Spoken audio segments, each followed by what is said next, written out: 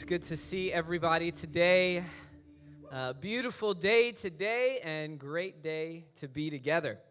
For those of you that don't know me, my name is Justin. Welcome to Zion. We are so glad to have you here.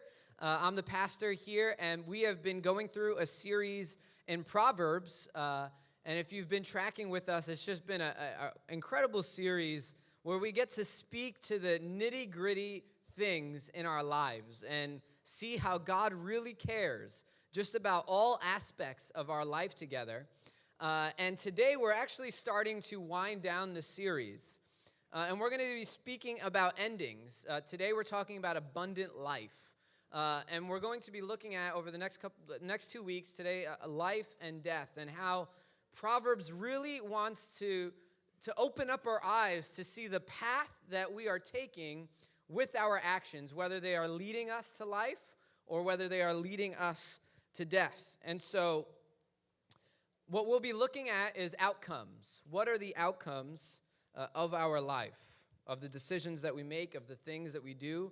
We've talked so much about different things. We've talked about just the decisions that we make in everyday life when we go to work. We talk about the decisions that we make in family, the decisions that we make even about how we treat time and how we treat our money and how we treat substance and all these different things that society speaks to in the world that we're living in.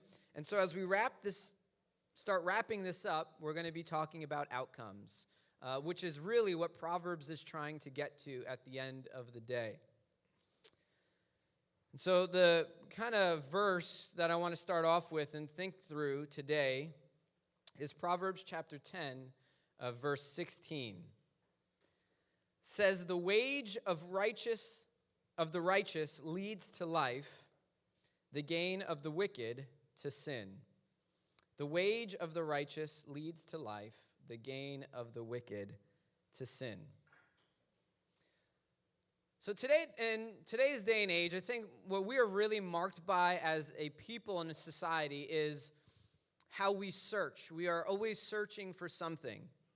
It is the search for happiness. If you think about the founding of our country, the pursuit of happiness is in the very core of who we are as a people and as a nation, and it is something that has stayed at the core of who we are when we think about the society that we've built as a country. It has become our culture. It is a value of ours. The search for purpose. I think I see this search a lot in the church, where people in the church, I've heard people that have been in church their entire life, maybe 5, 10, 15 years, and the question that they're still asking themselves is, what is my purpose? A lot of times in just today's day and age, people are asking, what am I here for? There is a human longing, a human search to find what is the core of what I was created for, what is the purpose for what I was created for, because I want satisfaction. I want the life to live, the days that I live at the time that I'm here on earth, I want them to count. I want to do something with myself. We search for this purpose, this desire to be, the search for satisfaction, to do something and at the end to not crave anymore. We see this in many, many ways where we come home and we try to be satisfied with our day, where we go to whatever hobby or thing that we do when we get home, or we see this in big ways as we search for jobs, or we go to college and get a degree, or search for this kind of why people start families or why we get married. There's this satisfaction that we search for in everything that we do. Will this be the next thing that I do? Will this next thing that I do, will it be the thing that satisfies me? Will it be the thing that when I do this, I will no longer long? I will no longer want other things. That this will be the thing where I finally find satisfaction, where I find contentedness. We are constantly on a search for satisfaction. If we think about this, if you think about your future plans and what is at the heart of our plans, at the heart of these plans that we make as people, whether they're external plans, I know some people here, like you got your vision board at home, you're cutting out from magazines, pasting it up, you're making your words, and you have your like 1-year plan, your 6-month plan, your 5-year plans. I get those ads for like journals and special journals for planners, and I'm like, who still uses these? But apparently there's a market for those things where, we write down our goals, and then there's some of us where our plans are all in our heart. Our plans for our future are in our head, in our heart. They're the things that we long for, the things that we search for, the things that we are trying to achieve or accomplish in our life. When we think about those plans, at the heart of those plans is the desire for more, is desire for better, is the desire for happier. Why do we plan? Why do we have vision for our future? Why do we think about what is upcoming? Because we are searching for something more. We are trying to make our life better. We are trying to go towards the route of happiness. I mean, if you ever ask somebody, the common question is, how do you feel about your job? I would say 90% of the time, people, if they've been at their job more than 2 weeks, say, well, I don't like it, It's like I'm looking for something else. And that is, like, why do you want to switch jobs? Why are you looking for something else? What is it about? Why? We make these plans because there's something innate in us that tells us if there's something new comes around, this may be the answer for my search. This may be better. This may make me happier. This may finally satisfy me. If I just get that promotion, if I just get that new job, if I just get that new spouse, if I just, whatever it is, if I just get that new something, maybe this will be the thing that finally completes me. The thing that when I wake up in the morning, I will no longer be on a search for something because this will be the thing that I've been looking for. While I was writing this sermon message and I was going through this part, I got an ad on Instagram. Yeah, I stopped to check Instagram while I'm writing my sermons. And it said, "The wait is over." And I was just thinking, how ingrained in our subconscious is this that literally the ads, this was an ad for a bed. Like, the wait is over. Amazon knew that Heather and I are buying a new bed, so I started getting bed ads all the time. Anybody ever talk about something in your house and then all of a sudden all your ads are about that? Freaky, but it happens. I'm just like, whatever, I need a new bed, so I'm going to click this right now. The wait is over for my new bed. But really, the people that I think may understand the human mind the most are people in marketing. Because they understand the design, they understand the power of suggestion, they understand colors, they understand text, copy, all these things in order to provoke a response from you. And the response that they want to provoke from you at all times is a purchase. And at the core of the promise to get you to make a purchase of all of these advertisements that we see is this: the search is over. If you buy this shirt, let me tell you something about this shirt. You will never want another shirt again. You are going to be so happy when you put this shirt on in the morning. You are going to have a better day at work if you wear. You think I'm kidding? Go on a Kickstarter campaign about some shirt and pants, and you will see that this is ingrained in our culture, in who we are, in our thinking, in our subconscious. That the marketer, the product creator knows if I just tap into the innate search for better, that I will find my product, will make it, and it will sell. And so this ad came and it said, your wait is over. And I'm thinking, gee golly, my wait is over. This is going to solve all my problems. And then I see the best sleep you will ever have. And I'm like, I'm not trying to wait for that. That was not important. But yet, in all that we do, we see this idea of searching in our souls for something. The value proposition of everything around us offers this. This is the value proposition for all the things that we do. Degrees, they promise fulfillment later in life through work. This is what they promise. Like if you get a degree, you will get a good job and you will enjoy your life. Liars! Netflix promises endless escape from reality for happiness and entertainment. This is the value proposition for Netflix, for Hulu, for streaming on demand. You can endlessly escape from your problems and be happy forever. Then why is it that when I watch you for 15 hours that I feel so awful at the end of that?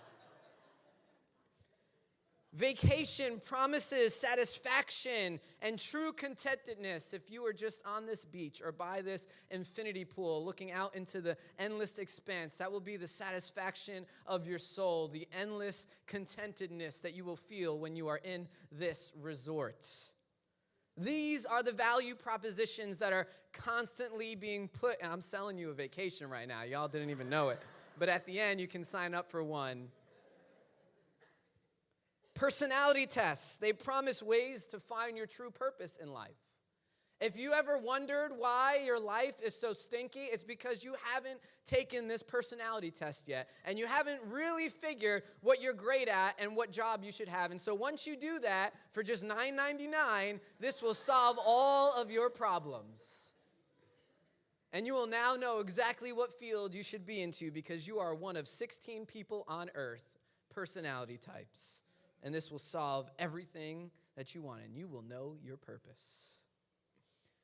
Products tell us, whatever product you're thinking about, could be the vacation, it could be the personality test, it could be the Netflix proposition. All of them will tell you that if we have them, we will finally be happy.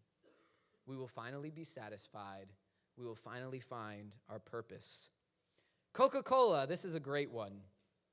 Their value proposition, their mission statement is this: to inspire moments of optimism and uplift. This is amazing. Coca-Cola, I mean literally a drink. Their value add, their brand promise to the people is this: to inspire moments of optimism and uplift. You would think they were starting a church in Manhattan.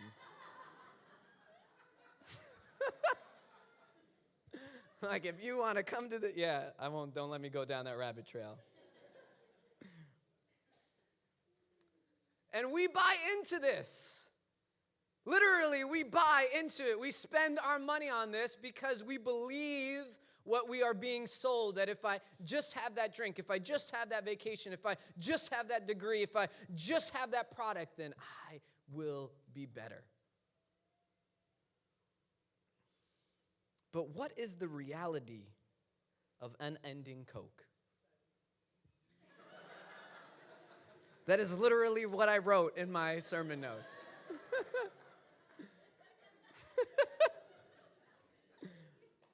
I don't know if you all have ever heard this. If you have a spare tooth, throw it in a cup of Coca-Cola. Hopefully you don't have a spare tooth lying around the house. But if you ever do, when I went to the dentist and got my wisdom teeth removed, she asked me if I wanted my teeth, and I said yes. They lasted for about a day, and I have no clue where those teeth are. Maybe one day I'll find it, and we'll do this together. Heather's like, oh no, what if I find them in the apartment somewhere?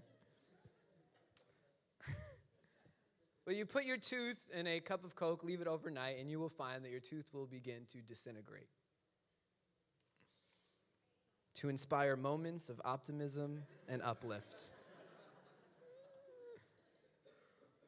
Our treasure in life, it follows what our heart longs for. This is in Scripture. That what we buy, what we purchase, what we put our money into is where we will find, this is what my heart is longing for. This is what I think will satisfy me. This is what I think will bring happiness. This is what I think will finally bring purpose to my life. I was talking to a close friend recently, and my friend, she told me she was starting a new career in her life.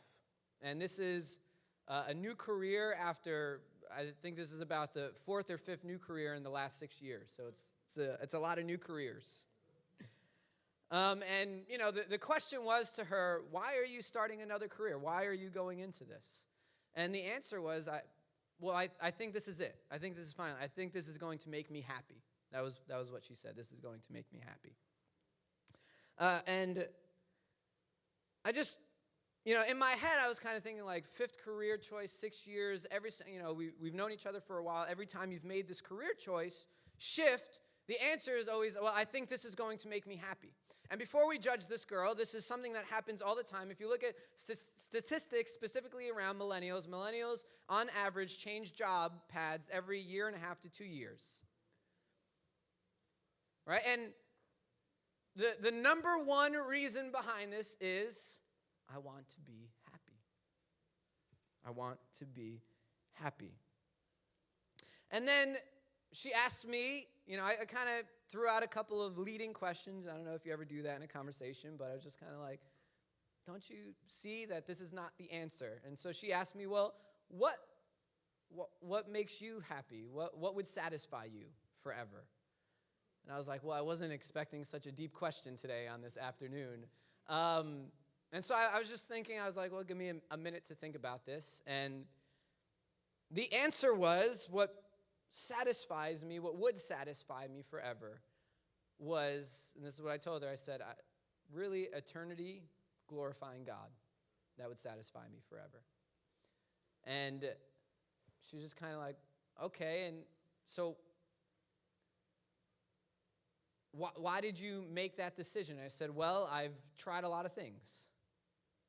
And at the end of all those things, I feel unsatisfied. And I feel like these brand promises keep on saying, you will try this, you will do this, and you will feel great. But at the end of the day, when I get here, when I do this, I don't. But every time I leave God's presence, I feel the opposite. I feel satisfied. I feel content. I feel whole. And so if I could do that for the rest of my life, I would do that. And I think that what we need to find in life is what eternally satisfies us. And so she said, well, what if somebody is eternally satisfied from, like, turning butter? Like, that brings them to the end. Like, they are happy doing that every day. And I was like, well, then let them do that for eternity. Because if that truly is the satisfaction mark of your life, then that will be great for you to do for all of eternity. Endless time upon time upon time. See, what she was trying to get at and what I was trying to get at is she was trying to say, well, everybody is satisfied by something different. What I was trying to get at is everybody is dissatisfied by everything except for one thing. And so truly what you will find is that we may find glimpses of satisfaction in all the world, but I understand this one true point, that there is nothing more true from it, is that I will gladly go into a competition with about satisfaction with anybody, because I know that true purpose, true satisfaction, true happiness is only found in one place, and no matter if something gives us a glimpse of that thing, over time, that thing will not keep us whole. That sip of Coke may feel really good. That is a moment of uplift and optimism in my life. But when that moment is over, I know how I feel 2 hours later after I drink a cup of soda. I feel bad. That's how I feel. My stomach feels weird. It doesn't like it. The burning acid going down my throat while I'm drinking it didn't throw off enough signals, yet still I drink Coke, because the promise of Coke with a meal is great. This will satisfy my need for thirst. This will satisfy my desire for sugar. But this is the promise of Proverbs, that if you want to live a truly abundant life,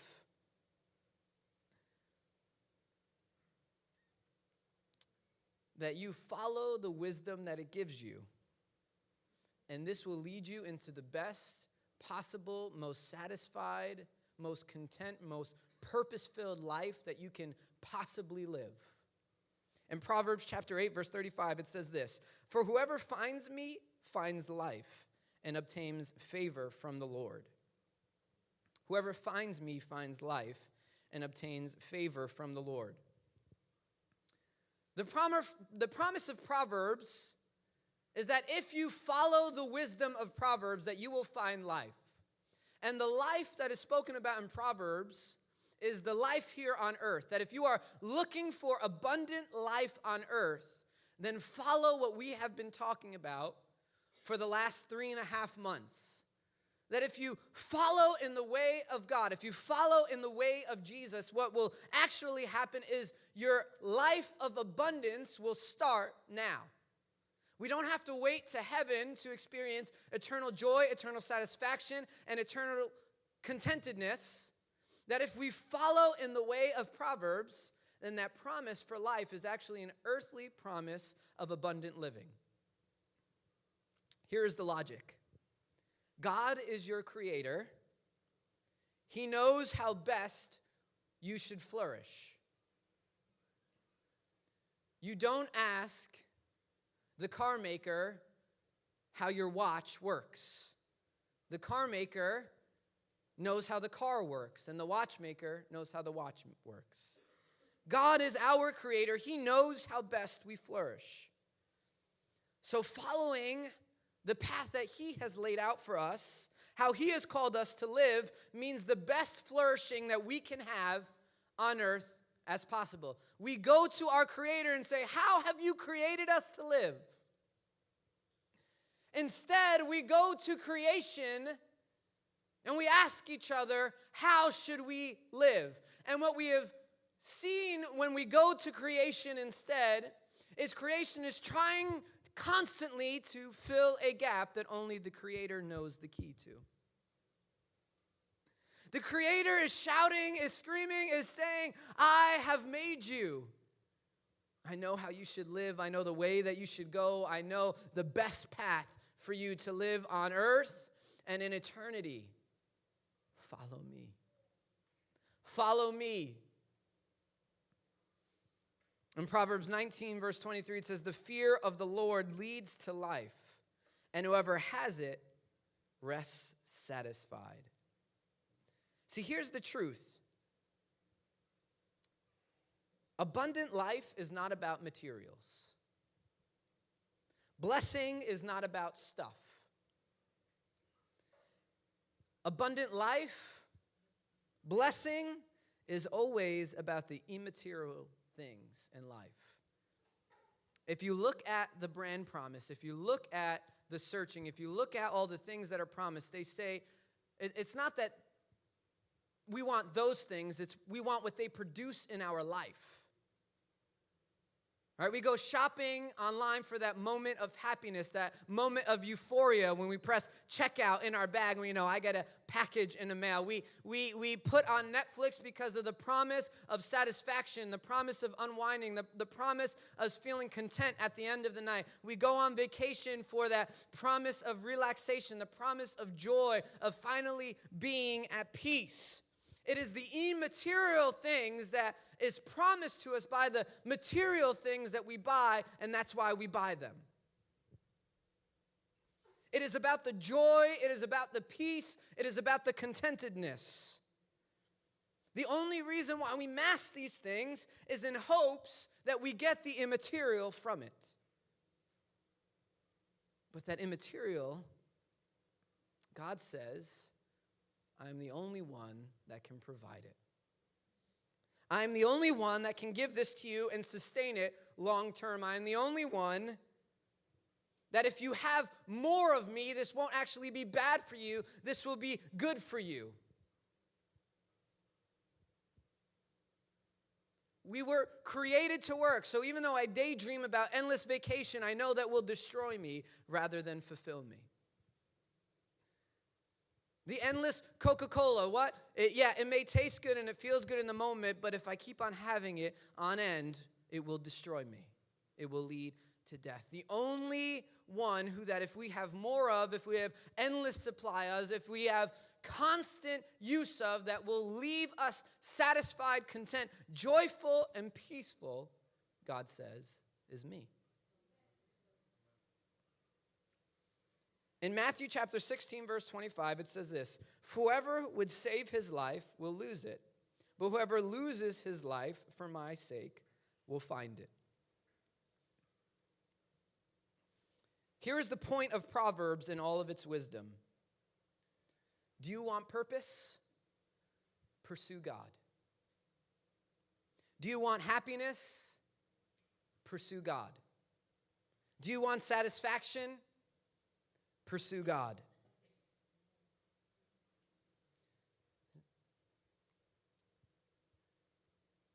When people ask me, Justin, how do I know my purpose? How do I know what I'm created to do? You know what I don't do? I don't send them StrengthsFinder. I don't send them Myers-Briggs. I don't tell them to go to somebody that, some motivational person that's going to help you find it all. What I tell them is pursue God. Because what happens is we get wrapped up in what will I do to fulfill myself. But God is saying this, that if you pursue me, you will be fulfilled. Don't worry about the fulfillment. Don't worry about the satisfaction. Don't worry about the contentedness. Don't worry about the joy. Don't worry about the peace. Because the more you have of me, the more you are filled with me, the more peace, the more joy, the more contentedness, the most satisfied you will be. And I remember the first time I experienced this, I was 18. I had moved to Ohio, and I moved to Ohio because I lived in New York City my whole life, and I had all my friends. I grew up in church, and I realized I need to figure things out for myself. And I remember this one specific period while I was there. It was around 3 or 4 months where in the morning I began this routine of just waking up and pursuing God. That may look different for everybody. It could be throwing on some worship music and worshiping with it, praying, reading Scripture. For me, it was waking up, praying, and reading through Scripture every morning. And my thought was not that the more I read and the more I pray, you're going to solve all my problems. The thought was this: God, I want to know you. I want to pursue you. I want you to be the main thing in my life that I pursue, that I'm relentless with chasing after you. And I began to notice something in my life that began to change. The eternal sadness that was always lingering in my heart began to leave. Do you know what was crazy is I was not praying to God, God, I am always sad. Can you remove my sadness? What happened was that when I pursued God and was filled with Him, there was less room for Justin's sadness and more room for the joy of God. That the joy of God began to actually fill me up and push out all the rest of the things of my life that were consuming me endlessly from there. That the destructive habits and things that I would do, little by little, they began to fall away.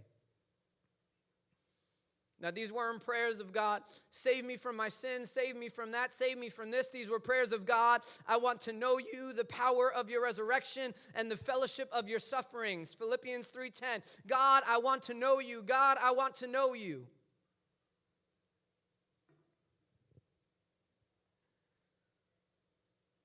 In this, my purpose became clear. I remember one day I was praying in the morning, and I was wrestling. All of my friends in Ohio, they were saying, oh, Justin, you should just live here, just move out here, it would be great. I made a lot of very close friendships, and I remember waking up one morning, and I was praying, and God said, Justin, you are going back to New York, and that is going to be your mission field, and that is going to be the mission field for as long as I tell you it's going to be, for as much as I know for the rest of my life. I wasn't asking God, what's my purpose? What's my purpose? What's my purpose? What's my purpose? It was just, God, wherever you lead me, wherever you call, whatever you want me to do, I am yours. I want you and I want nothing else. And then what happened? Purpose came. That no matter what I do, all roads lead back to the mission work for New York City. Now, the things in my heart that for years I had struggled with, that I had told myself, Justin, this is your personality. This is who you are now. You will never change. There are things in our life that we lie to ourselves and we say this is part of our personality. It's genetic.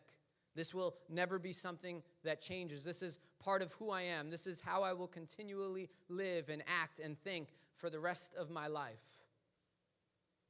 God began to rewire my mind and say, no, that's actually not who you are. This is who I've created you to be. I began to realize I was looking in a mirror and saying to myself, Justin, this is who you are, but I was not asking my Creator who I am, the one who made me, that knew me best. He wasn't the one that was defining my identity and who I was. But when he began to do that, everything in me began to change.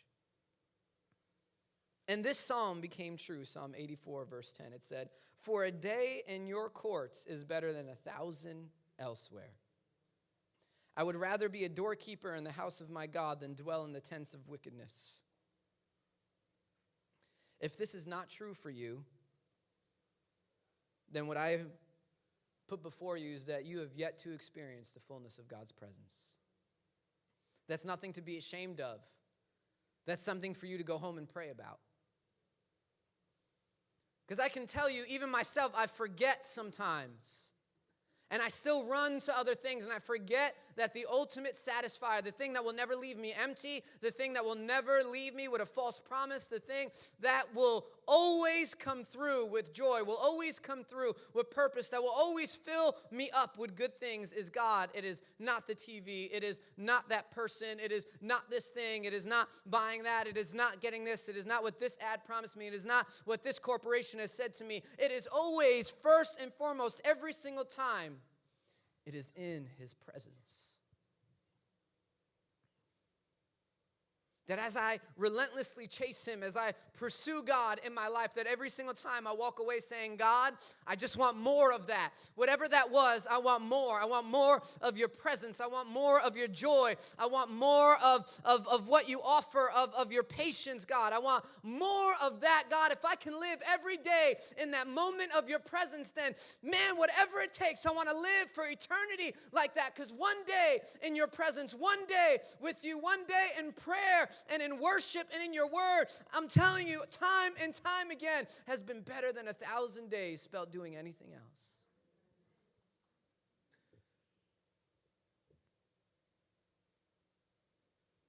When we give him everything, we will never be dissatisfied. The search can end. The search for purpose, the search for happiness, the search for contentedness, for joy, it can end if we pursue him, if we chase after him.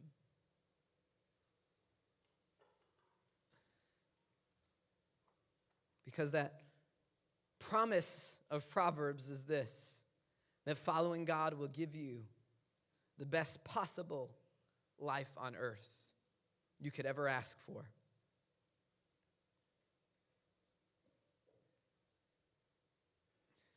And this life that is promised over and over again by Proverbs is the life that we all seek, but so few find. One of abundance in all circumstances. When I talk about abundance, when I talk about satisfaction, when I talk about happiness, a lot of times our mind drifts to material things. It's not the material things, it's the immaterial things. It's when all the things in my life collapse and yet I am still joyful. It's when nothing is going right, yet I am still most satisfied. It's when I have everything that I can possibly want, but yet I still know that there's only one thing that truly gives. Jesus says in John 14:6, I am the way and the truth and the life.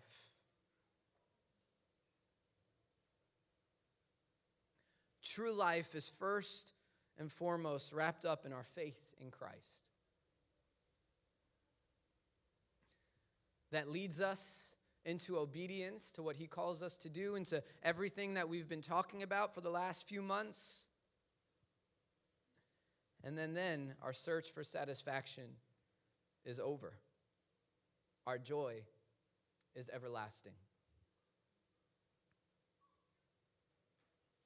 Because the truth is, if you give your life over to anything else first, it doesn't matter what the promise is, you will not be satisfied. If we think the material things will satisfy us, look no further than the news,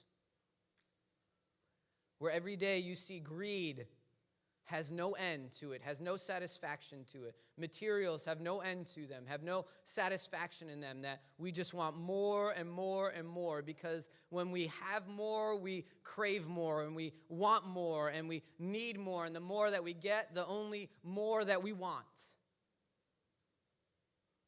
Because that does not fill the craving of our hearts and in our lives. It does not truly satisfy.